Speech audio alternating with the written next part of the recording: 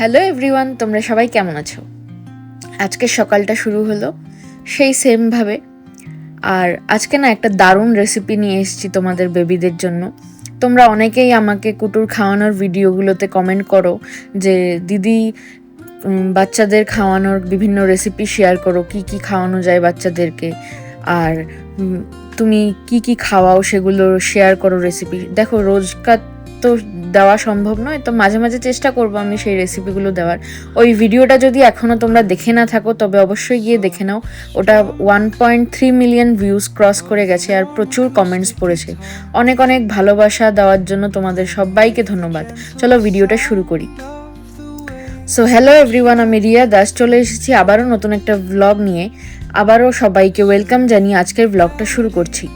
তো আমি সকালে ফ্রেশ ট্রেশ হয়ে কুটুকে খাইয়ে দিয়ে তারপর চলে এলাম রান্নার জোগাড় করে নিয়েছি, সেটার আর ভিডিও করিনি। প্রথমে তেল গরম করে তেলে দিয়ে দিলাম তেজপাতা আর জিরে ফোড়ন, তারপর দিয়ে দিলাম পেঁয়াজ কুচি, আর তারপর একটু হলুদ আর একটু নুন দিয়ে ভালো করে নাড়াচাড়া করে নিয়ে তারপর দিয়ে দিলাম আদা রসুন কুচি দিয়ে ভালো করে নাড়িয়ে চাড়িয়ে একটু কষিয়ে নিয়ে তারপর দিয়ে দিলাম কেটে রাখা একটা টমেটো। তারপর দিয়ে দিলাম পরিমাণ মতন জিরে গুঁড়ো, আর একটু হলুদ লাগবে তাই আমি আর একটু হলুদ গুঁড়ো দিলাম। আর জানো, তারপর মশলা কষানোর জন্য জল দিয়ে দিলাম।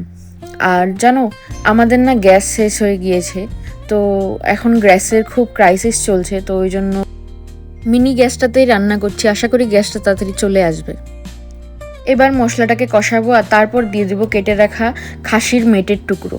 খাসির মেটে দিয়ে ভালো করে কষিয়ে মশলাটার সাথে তারপর দিয়ে দেবো সেদ্ধ করে রাখা ছোট ছোট 3টে আলু দিয়ে ভালো করে কষিয়ে তারপর পরিমাণ মতো ঝোলের জল দিয়ে দিব। আর তারপর ফুটিয়ে নিলেই রেডি গরম গরম মেটের স্টু, খাসির মেটের স্টু। আর এটা দিয়ে কুটুকে আজকে ভাত মেখে খাওয়াবো দুপুরে। তো দেখো কুটু কত মজা করে খাবে, তো তোমরা নিজেই দেখো। আর যারা যারা বলছিলে না যে কুটু চিবিয়ে খায় না, আমি ব্লেন্ডারে পেস্ট করে খাওয়াচ্ছি, দেখো কুটু কিন্তু গোটা ভাত খাচ্ছে চিবিয়ে। তো এটাই তোমরা দেখো, আমি এটার জন্য ভিডিওটা নিয়ে আসলাম। দেখো কুটু কিন্তু গোটা ভাত চিবিয়ে চিবিয়ে খাচ্ছে।